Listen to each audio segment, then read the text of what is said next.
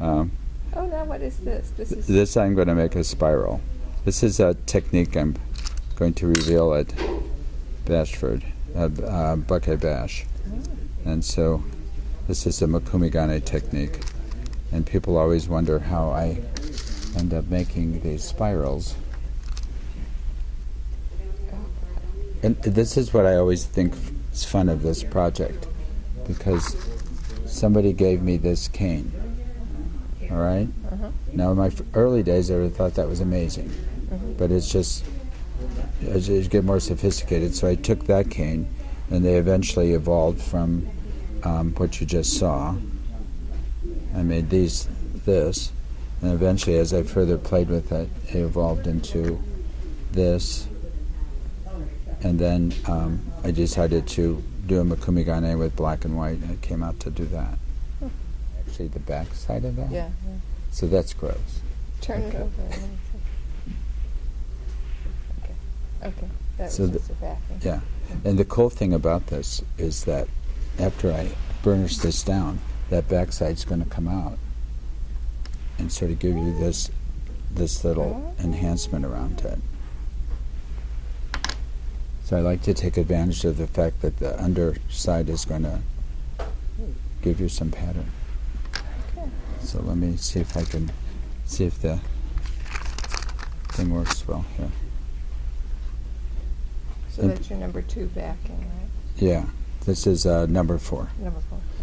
And people have asked me if I'd ever give up the hearts, and I've asked myself that too. But then something comes along, and I get a new design, and I want to try it. I'll see a new technique, and then I go, well, I'll just see what I can apply to the hearts. Sorry, I'm writing down. That's okay.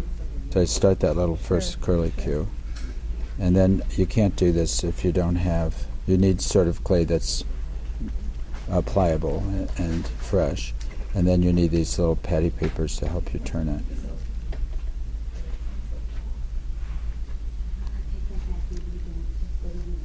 And I sort of like the whole idea of the spiral.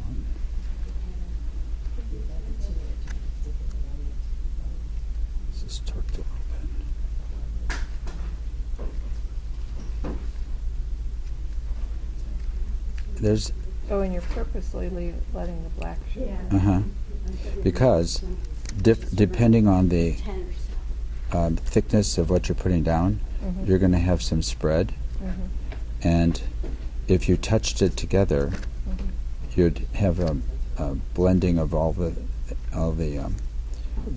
top surface, and you wouldn't actually get the sense of a spiral. It would be sort of mishmash, or sort of all blended together. Or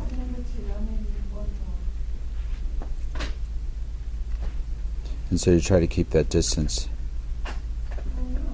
pretty much the same. All right, so that's pretty much that. But then you need to burnish that down. And I use this burnishing tool a lot. A lot of people will put it through the pus machine. I think that messes things up. So this allows me to adhere this to the black underneath. You sort of pick it up, and you can sort of see how you're going. But you see how the underneath part, this gross part, how it fills in there, and it gives that a roundness. It just sort of magic. And that's the other thing I like about working with polymer. There's sort of a sense of serendipity that every time you do it, like I made hundreds of these spirals, but each one is like closer to perfection. You get rid of a lot of the errors. But you can see how that came around and just gave me a nice little border. And so this I could turn into a heart or another pendant like that. So and this is, and this involves Rani Ghani, right? Rani, yeah. Okay. The big reveal at Buckeye Bash. So then again, I'll measure this out. So, and in your collection, talk a little bit about the ones you saved. Well, the ones I saved are either techniques that I wanted to preserve, or just things that I just thought were so stunning. I just loved them, and I knew I'd never make them again because there was some serendipity into the end result. And then a lot of them just remind me of events, sort of like photographs. So there's one in there that showed a lot of the techniques that I learned when I took a class from Jeff Deaver. Judy Belcher shared some techniques, and I made a few pins out of that. Lindley, of course, I took several classes from her, and some of the spirals and the Skinner blends all sort of evolved from that. So I can look at these and tell you where I was when I made them, and who I was with, and what they remind me of. Reflects that class. Should have cut that. And do you still take classes? Oh, yeah. I got advice from Donna Cato, oh my goodness, in the 90s, and said stop taking classes, because she liked the stuff she saw that I did. But I just like taking classes, and I'm not always after not always the technique or to do it like the other person, but when there's some masterful person like Jeff Deaver or Pierre Volkas, I just want to see how they think. Remind me of that. And when I take those master's classes, what did I walk away from Jeff Deaver?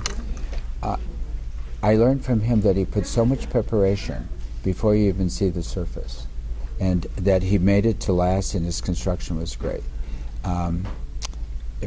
Pierre had just a way of discovering things and enjoying it, and what she did with mica shift. Lindley sort of helped evolve color, and I must say it wasn't the first, second, or third class that finally it sinked in, but the repetition, I thought, I think I know what she's talking about.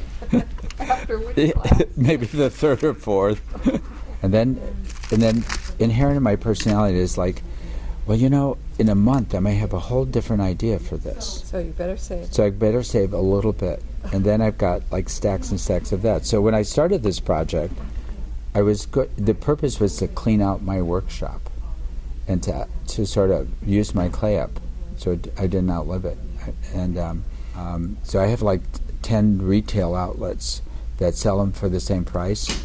And so they said, do you have any Christmas, and do you have this, and do you have breast cancer hearts, and do you have autism hearts? And so I got, they asked that, and you go, I don't know if I could make those, and then you think about it, and you wake up with an idea to make it, and you got a whole different thing, and it expands you every time somebody asks you to do that.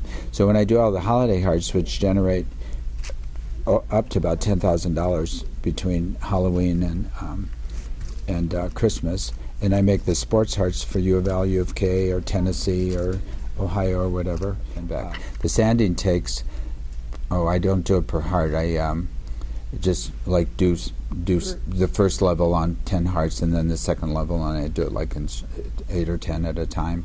And if I'm feeling good and the clay's cleaning up well, I'll do maybe 20. And so in my sanding area, I have probably 400 hearts just waiting to be sanded. Wow. So if I stopped right now, I'd still have 400 hearts to take care of. What's your day look like? You're an early bird.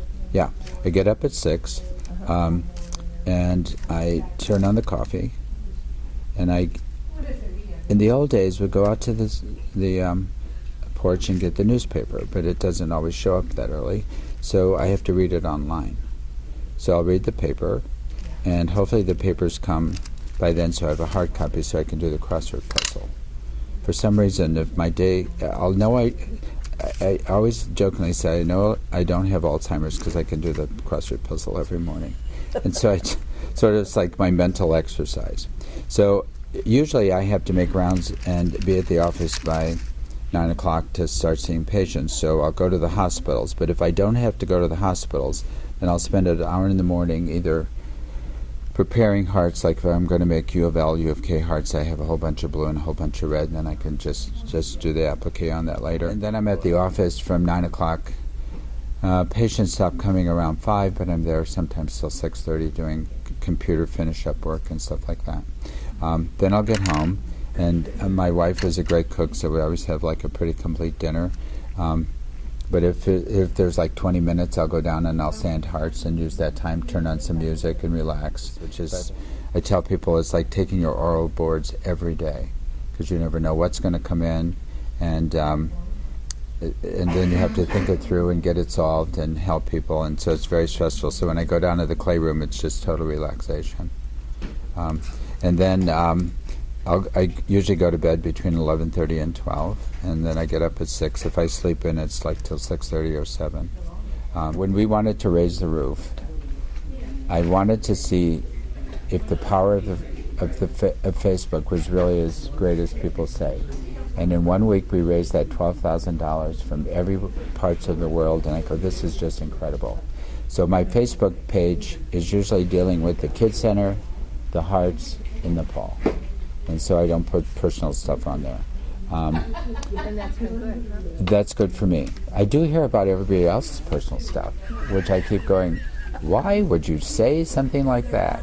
And one of the endpoint? The endpoint. And I'll probably do this as long as people buy them and I could do it, because there's always a new hard, a new technique. There's plenty out there. And from the business side, the market has gotten bigger because I'm getting requests from Australia. I sent some to Australia and England and people all over the United States. If they hear about it, they want to buy them, which is very touching to me. So as long as there is a market, so as long as I can do it, I will do it. Every year, like last year, we sold $38,000 in 1 year worth of parts, and that was the highest ever. At the international, I sold 426 2 polymer clay people, which was made me really feel they they could make them themselves. Yeah. Yeah.